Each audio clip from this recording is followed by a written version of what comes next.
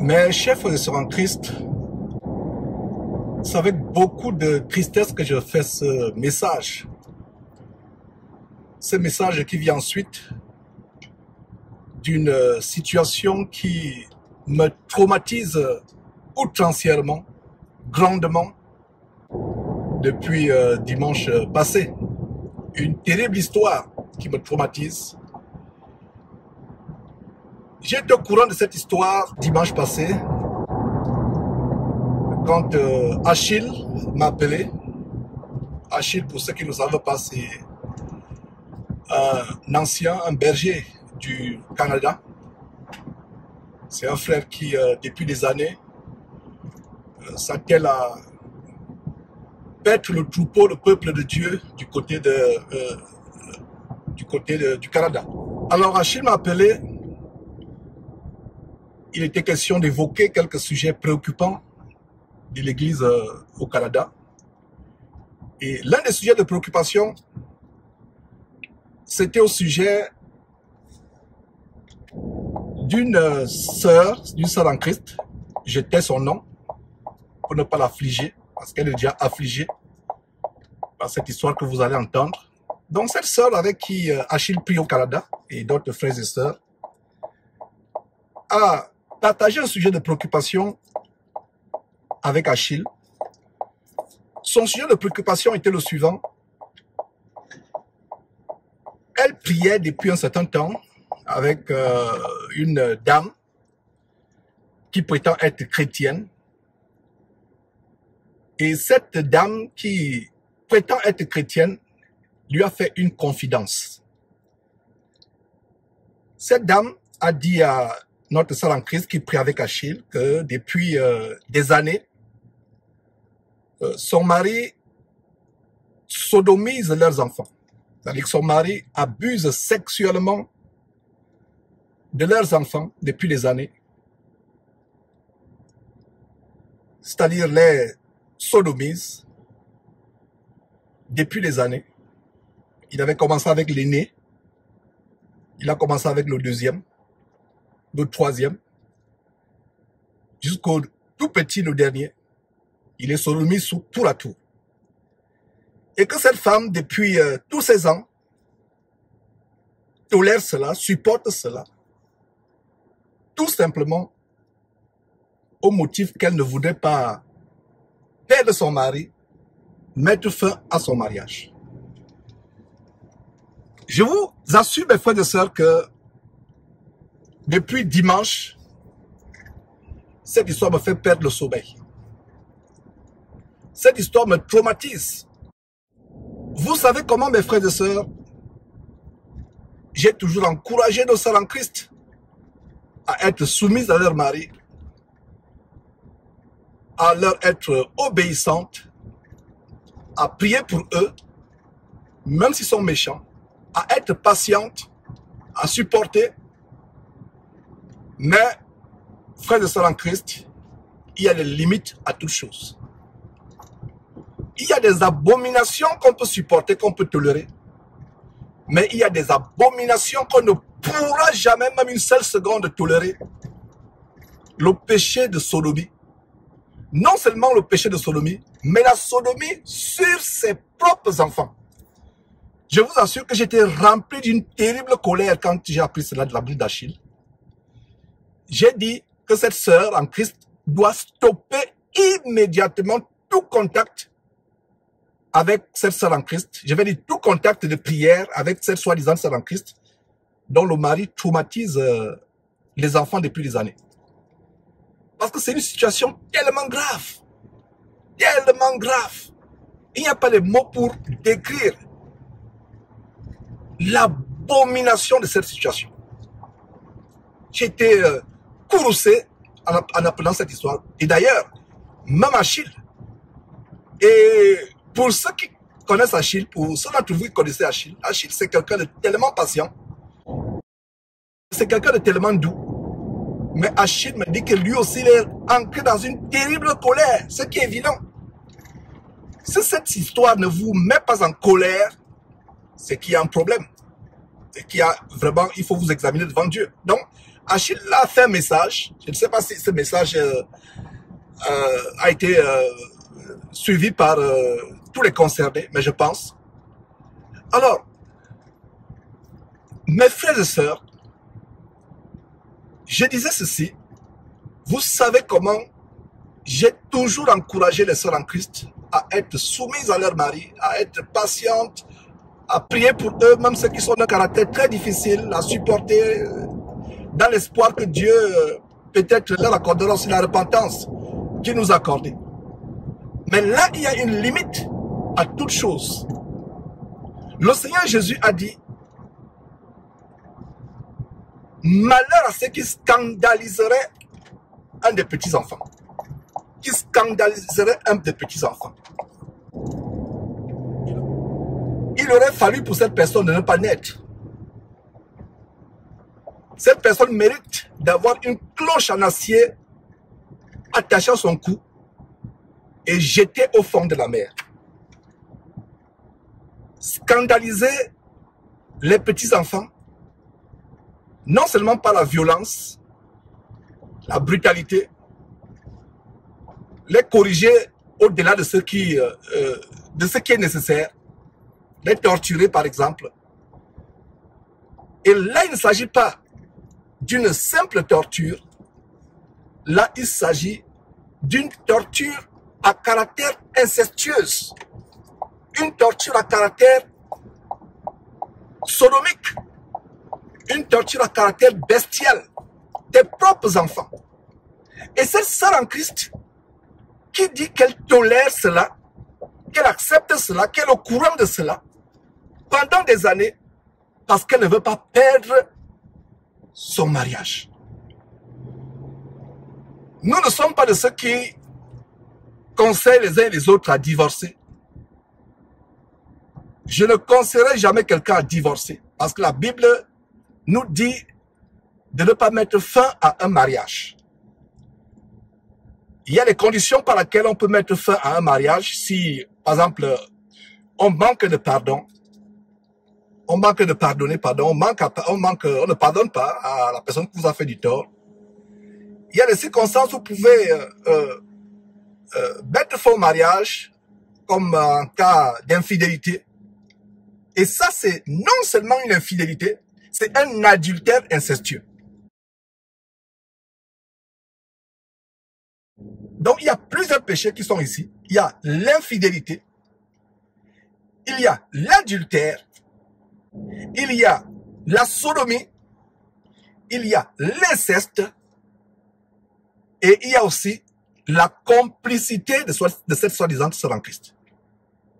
La complicité de cette soi-disant sœur en Christ. C'est une complicité coupable. Son silence est complice. Je ne suis donc pas de ceux qui cautionnent la séparation, le divorce. Il y a une vidéo que Jésus-Christ a montrée il y a quelques heures, je pense que c'était hier. Une vidéo où un abominable pasteur vampire prononce publiquement le divorce d'un couple en plein culte. Il prononce le divorce comme s'il était Dieu. Il prononce le divorce en plein culte. Et voilà, les gens poussent des cris de joie. Il y avait quand même quelques personnes qui étaient outrées par cette attitude du prêtre, du pasteur abominable, qui étaient outrés par cette attitude. Mais les gens applaudissaient. Et voilà comment la femme mariée, visiblement honteuse, sort de la salle. Il a prononcé le divorce. C'est la première fois que je suis cette abomination. D'ailleurs, j'ai dénoncé il y a quelques années, pendant 2 émissions, qui duraient chacune environ 5 heures de temps, plus de 5 heures de temps chacune. J'ai dénoncé copieusement l'abomination du branhamisme. Donc en passant, si vous êtes dans cette abomination du branhamisme, sortez-en en courant, fuyez pour votre vie. Alors, je reviens donc sur cette situation qui m'a outré, de cette femme qui garde le silence, qui ne dit rien, qui supporte son mari, qui le tolère, qui consent, tout simplement au motif de ce qu'elle ne voudrait pas perdre son mariage, perdre son mari. C'est terrible.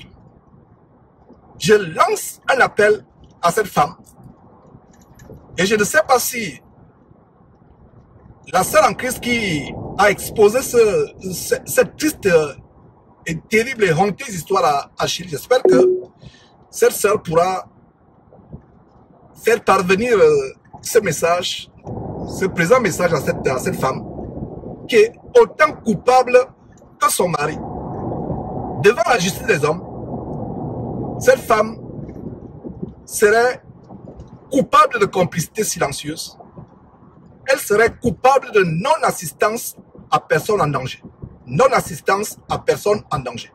Il s'agit de plusieurs personnes, des personnes qui sont ses propres enfants qu'elle a portés dans le ventre. Elle a un devoir légal, un devoir juridique, moral, légal et même divin de protéger ses enfants. Je lui lance un message, ainsi qu'à toute femme qui pourrait être dans la même situation. Donc si toi, sœur en Christ, qui se trouve dans une situation telle que ton mari, incroyant,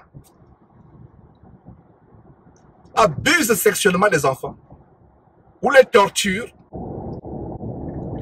inflige des sévices, c'est normal de corriger les enfants, c'est normal de les fesser. Mais de là à les torturer, de là à leur imposer les sévices, c'est autre chose.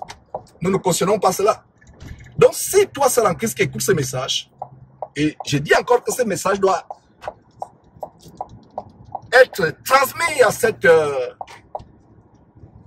femme, ce message doit lui être transmis, afin qu'elle prenne ses dispositions, qu'elle se repente devant Dieu, parce qu'une telle femme peut être frappée par Dieu et elle risque d'être frappée par Dieu, qu'elle se repente et qu'elle livre cet homme aux autorités. Qu'elle livre cet homme aux autorités. C'est-à-dire que si un frère en Christ, une sœur en Christ est au courant de cette histoire, ils doivent livrer la personne aux autorités. C'est un devoir de livrer cette personne aux autorités. Nous devons ôter le méchant du milieu de nous. Cette femme veut garder son mari, veut garder son mariage, mais veut se retrouver éternellement en enfer et elle peut même être frappée par Dieu. Je répète que cette femme peut être frappée par Dieu. Si Dieu a voulu que nous soyons au courant de cette histoire, quelle était la probabilité que cette femme, soi-disant, prie avec cette sœur en Christ qui a exposé la situation à Achille? D'ailleurs, c'est moi qui avais recommandé cette sœur en Christ à Achille il y a quelques mois. Quelle était la probabilité que nous soyons au courant de cette histoire? Donc, ce n'est pas par hasard que Dieu a voulu que nous soyons au courant de cette histoire pour libérer ses enfants. Et ces enfants ne sont pas seuls. Il y a plusieurs enfants à travers le monde qui sont victimes de la sodomie de la part de leur père, de la part de leur frère, de la part de leur oncle. Il y a beaucoup d'inceste dans les familles. L'esprit de Lot ou l'esprit de Moab, c'est-à-dire l'esprit d'inceste, agit dans beaucoup de familles. Agit dans beaucoup de familles. Une femme qui voit son mari abuser les enfants qu'elle a portés dans le ventre. J'espère seulement qu'elle n'a pas adopté ces enfants. Et même si elle avait adopté ces enfants, ce serait même encore beaucoup plus grave. Parce qu'elle prend les enfants de tribu que tu adoptes, les soumettre à des sévices terribles. Ton mari, à longueur de journée, sodomise tes enfants que tu as portés 9 mois. En commençant par l'aîné jusqu'au dernier, le 4e, si j'ai bien compris. Et la nuit, tu acceptes qu'ils viennent monter sur toi. Depuis des années, ça se passe. Depuis des années, ça se passe. Tu acceptes la nuit, le jour ou la nuit, et il va monter sur les enfants, traumatiser leur partie anale, les violenter diaboliquement. Et ce mari vient monter sur toi, tu lui offres ton intimité. Il faut avoir un esprit animal. Les mêmes choses que j'ai recommandées à Achille, c'est ce qu'elle dit publiquement, et Achille a été d'accord avec moi. Que cette femme a le devoir de livrer son mari aux autorités s'il ne se repent pas et s'il ne prend pas la résolution de mettre fin à cette bestialité. La femme, cette femme et toutes les sœurs en Christ, parce que beaucoup de sœurs en Christ, si j'ai eu à cœur, inspiré par Dieu, je crois, de faire ce message, parce que cette femme n'est pas la seule. Et peut-être toi qui suivras ce message, tu te reconnaîtras dans cette histoire. Tu as toléré que ton mari abuse de tes enfants, de tes petites sœurs, de tes petits frères, de tes neveux, de tes nièces, de tous les enfants qui viennent passer le temps dans la maison, y compris aussi des parents qui cautionnent que leurs propres enfants commettent l'inceste dans la famille. Vous avez un neveu, un petit frère, un enfant qui commet l'inceste dans la famille, vous devez le dénoncer pour qu'il se repente. Dans les temps anciens, dans la Bible, de telles personnes devaient être exposées à la mort. Ça, c'est dans la Bible. Et la tradition biblique était même suivie par les traditions des peuples animistes, comme là d'où je viens, d'où je suis originaire au Cameroun. Les actes d'inceste, d'homosexualité étaient punis de mort. On amenait quelqu'un, la personne en brousse, on l'attachait à un arbre, on la laissait là-bas en brousse, et elle mourait. Aujourd'hui, nous, en tant que chrétiens, nous ne cautionnons pas la mort de qui que ce soit. Je ne pourrais jamais vous conseiller de tuer un sodomite, un homosexuel ou un incestueux. Non. Mais, si ces gens ne se repentent pas, pour protéger les enfants, nous les livrons à la police. Nous les exposons au foudre de la justice humaine avant de les exposer au foudre plus terrifiante de la justice de Dieu au cas où ils ne se repentent pas. La repentance est ouverte à tout le monde. Tout le monde. Même le plus abominable pécheur sur terre, le plus abominable sodomite, s'il se repent, il lui sera pardonné. Mais s'il ne se repent pas, pour protéger les enfants, la sœur en Christ, ou la femme chrétienne, ou toute femme d'ailleurs, chrétienne ou pas chrétienne, a le devoir de protéger ses enfants de l'abus d'un mari tortionnaire, d'un mari violent, d'un mari incestueux, d'un mari violeur. C'est le devoir. Si vous ne le faites pas, vous êtes coupable 1000 fois plus que le mari. Et c'est pareil. Si vous êtes un mari et vous avez aussi une femme qui abuse des enfants, ce n'est pas seulement les maris qui peuvent abuser. C'est vrai que c'est plus le côté des hommes, mais il y a aussi des femmes perverses, possédées par des démons, chargées de péché, qui seraient embellées à commettre l'inceste avec les enfants. Si vous connaissez une telle femme, ou elle est votre épouse, elle ne veut pas se repentir, vous la livrez à la justice. Beaucoup seraient surpris par ce message que je suis en train de donner, mais c'est un message un peu de sagesse. Nous devons ôter le méchant du milieu de nous, ôter l'infamie, l'abomination du milieu de nous, enlever toute lèpre du milieu de nous. Ça, c'est une véritable lèpre dans cette maison. Et non seulement dans cette maison, dans la maison de quelques-uns parmi vous qui allez suivre ce message. Il y a cette lèpre.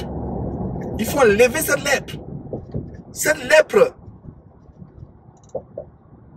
s'enlève par la repentance.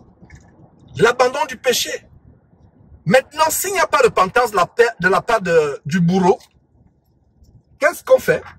On livre la personne à la justice humaine pour protéger les enfants. Je conclue en disant ceci. C'est celle en Christ qui a porté cette histoire macabre aux oreilles d'Achille et à mes oreilles. Et ce n'est pas un hasard. Il n'y a pas de hasard avec Dieu. Je rappelle encore que c'est moi qui ai recommandé cette sœur. Elle voulait une assemblée ou prier. C'est moi qui l'ai recommandé. Et je comprends aujourd'hui que Dieu a voulu qu'elle soit le canal par lequel des enfants victimes de la sodomie incestueuse pourraient être délivrés. Et non seulement cela, il y a des esprits qui possèdent ces enfants. Parce qu'un enfant qui est sodomisé, violé, surtout par la partie anale, ou même pas la partie normale, si il s'agit par exemple d'une fille, au moment du viol, des esprits entrent en ces enfants. Ces enfants sont possédés toute la vie, traumatisés, et sont victimes aux déviations démoniaques telles que ils deviennent transgenres, homosexuels eux-mêmes, violeurs eux-mêmes, bandits, prostituées, etc., etc. Donc, la sœur en Christ qui a porté cette histoire aux oreilles d'Achille doit envoyer ce message à cette sœur, qu'elle se repente et qu'elle coupe immédiatement, je crois qu'elle a déjà fait, qu'elle coupe immédiatement tout contact avec une telle femme, au cas où elle ne se repent pas. Mais si elle se repent et qu'elle livre son mari non repentant à la justice, les bras seront ouverts. Nos bras seront ouverts, elle pourra me contacter pour que nous prions pour elle. Une prière de restauration. Voilà le message, mes frères et sœurs, que Dieu vous bénisse au nom de Jésus-Christ.